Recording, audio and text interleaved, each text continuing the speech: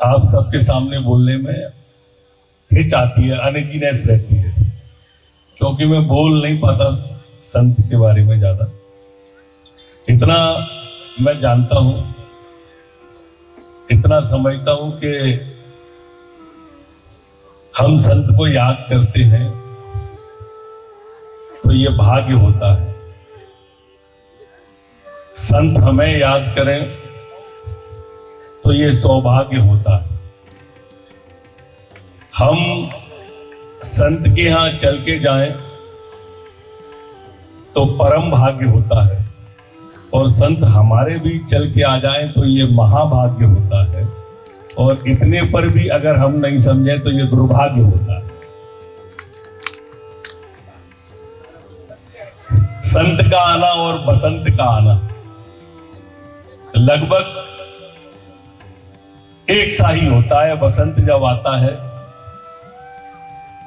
तो नई कोपलें आती हैं, नई पत्तियां आती हैं, और संत जब हमारे बीच आते हैं तो नई संस्कृति आती है और नई सभ्यता आती है। हमारी संस्कृति को, हमारी सभ्यता को जीवित रखने का अगर कोई काम इस देश में कर रहा है तो वो संत समाज है।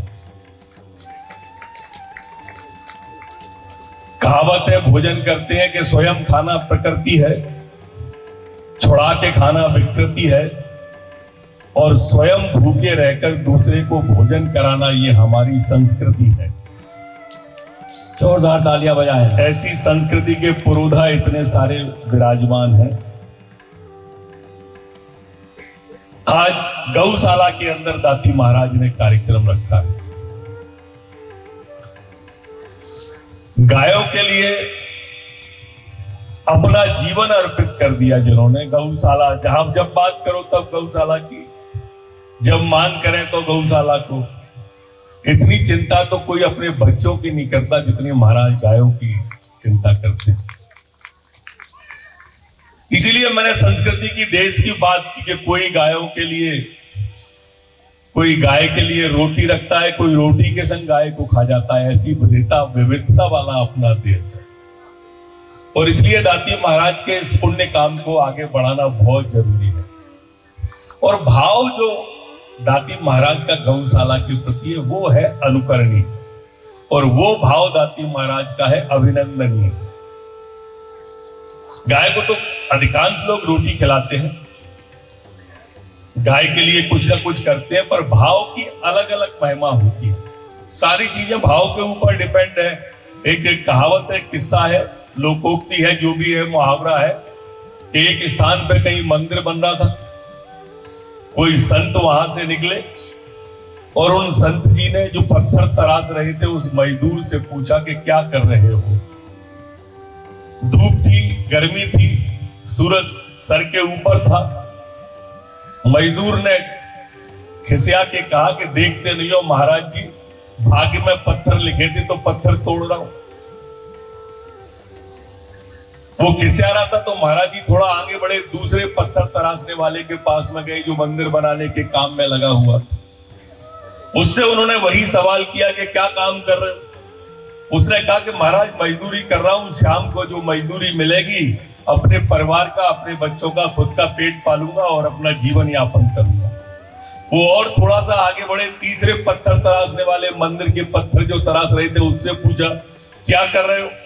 उसने जवाब दिया कि देखते नहीं महाराज, सामने भगवान का भव्य मंदिर बन रहा है, और ये मेरा सौभाग्य है कि इस मंदिर को तराशने का काम मुझे मिला है, और जिस दिन ये भव्य मंदिर तैयार होगा, भगवान की मूर्ति रखी जाएगी और इसकी ड्योढ़ी पे मैं अपना माथा रखूंगा, तो उस दिन जब माथा रखूंगा तो मैं और मेरी आने वाली पीढ़ी धन्य हो जाएगी।